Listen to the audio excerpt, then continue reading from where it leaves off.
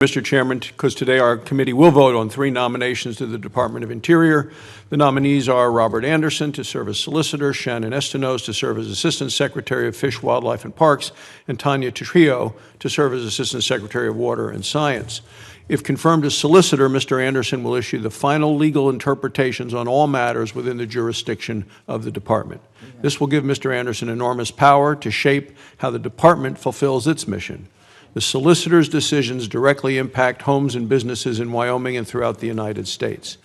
They can make or break our nation's ability to protect our environment, enjoy and utilize our natural resources, and create good-paying jobs. As Principal Deputy Solicitor, Mr. Anderson has revoked many solicitor opinions issued under the Trump administration and paved the way for the Biden administration policies that are in conflict with the department's multiple-use mandate. Mr. Anderson's actions have demonstrated that he may not be fully constrained by the laws as Congress has written them. For example, Mr. Anderson's response to questioning by Senator Cassidy during his nomination hearing were very concerning. In April, Mr. Anderson withdrew Solicitor Daniel Yorgani's legal opinion that the Outer Continental Shelf Lands Act requires the Secretary to implement an offshore oil and gas leasing program consisting of no fewer than 2 leases.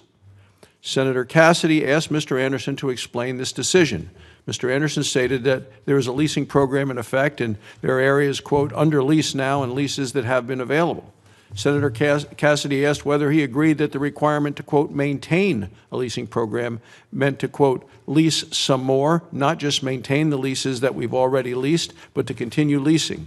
Mr. Anderson responded that he thought it was an open question. To suggest that the Secretary is no longer required to plan for and hold new offshore oil and gas lease sales ignores the law. Let me be clear, the Secretary is required to comply with the law and hold new lease sales. Mr. Anderson seems ready to put the Biden administration's war on American energy ahead of following established law, and I cannot support Mr. Anderson's nomination. Ms. Estenoz has been nominated to serve as Assistant Secretary of Fish, Wildlife, and Parks. She's going to oversee the Fish and Wildlife Service, the National Park Service, both of which are critical to my home state of Wyoming.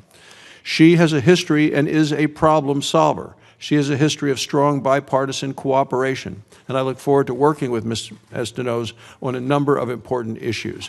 They include enhancing access to our public lands, delisting fully recovered species from the endangered species list, and improving the Moose Wilson Road corridor in the Grand Teton National Park, and I will support her nomination. Finally, Ms. Trujillo has been nominated to serve as Assistant Secretary of Water and Science. She'll oversee the Bureau of Reclamation and the U.S. Geological Survey. I look forward to working with her to prioritize improving the Bureau of Reclamation's aging water projects and building new water storage systems to address the threat of drought. I believe she's qualified, has a good reputation of working to address issues important to the West, and I will support her nomination. Thank you, Mr. Chairman.